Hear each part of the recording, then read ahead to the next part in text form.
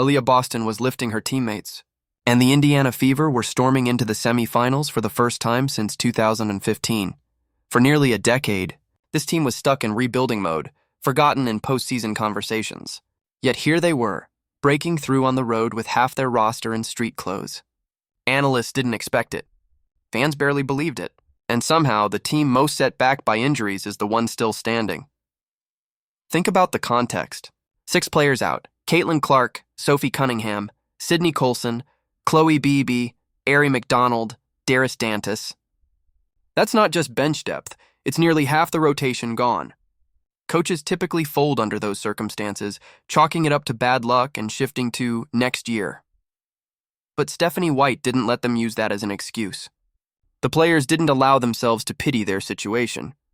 Instead, they leaned into each other, pulling from whatever energy they had left, and turned it into the most defiant playoff run of the season. The last time Indiana won a playoff series, Tamika Catchings was still the face of the franchise. Stephanie White was coaching her first stint. Natasha Howard was just breaking into the league. That was 2015, a different era. Fans had waited nearly 10 years, sitting through disappointment, constant roster turnover, and endless conversations about the future. But this wasn't about waiting anymore. This was about seizing a moment, even if every odd was against them. Inside Gateway Center Arena, the atmosphere was split. Atlanta expected to close it out at home, but by the second half, Fever fans were louder than the Dreams. It felt like Indiana had dragged their own energy across state lines. The injured stars were part of that. Caitlin Clark, even in street clothes, was waving towels and screaming after every big play. Sophie Cunningham acted like an assistant coach. Khloe Bby was in every huddle. They weren't scoring points, but their voices mattered. That collective spirit became the 6th man on the floor. And yet, when the final minutes arrived, this game wasn't about the bench noise or even the crowd. It came down to a handful of players who decided they weren't leaving without history on their side. Kelsey Mitchell was relentless. Every time Atlanta's defense collapsed, she found a way to carve space and attack anyway. She dropped 24 points, including 19 in the first half. The burst Indiana needed to stay alive long enough for the late-game drama. Without her ability to punch through traffic and absorb contact, the Fever would have been buried early. Aliyah Boston was the anchor. She didn't just fill the stat sheet with 14 points, 12 rebounds, and 6 assists. She controlled the paint in a way Indiana hasn't seen since Catchings. She pushed Brittney Griner off her spots, disciplined enough not to bite on fakes, strong enough to force tough shots, and clutch enough to score the go-ahead layup with 7.4 seconds left. That play wasn't just another bucket. It was a declaration. This was her era now, and Griner was no longer the most feared big in the building. Odyssey Sims played like she'd been with the team for years, not weeks. 16 points, 8 assists, and most importantly, the late-game poise to find Boston under pressure. Those plays don't show up in highlight reels as often, but they win playoff games. Then came Lexi Hull. For most of the night, she struggled. Shots clanged off the rim.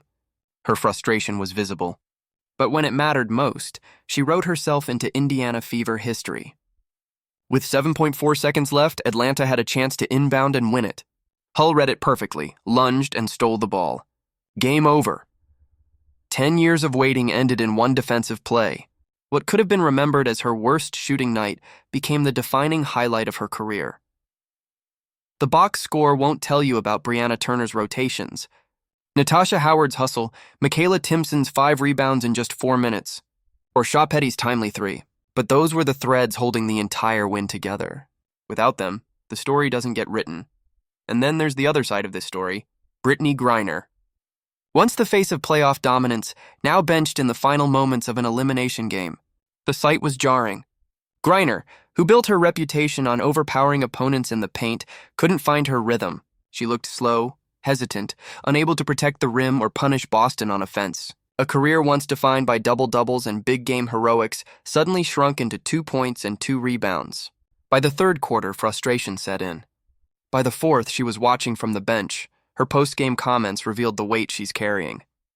She blamed herself, admitted she let people down, and struggled to even talk through it. For fans, it raised a tough question. Is this the end of Brittney Griner's dominance? Maybe it's just one series, maybe it's the start of decline, or maybe it's simply the torch passing from one star to another. But what was once her stage clearly belongs to Aliyah Boston now. That's the narrative shift we're seeing. Indiana didn't just win a playoff series, they rewrote the power structure.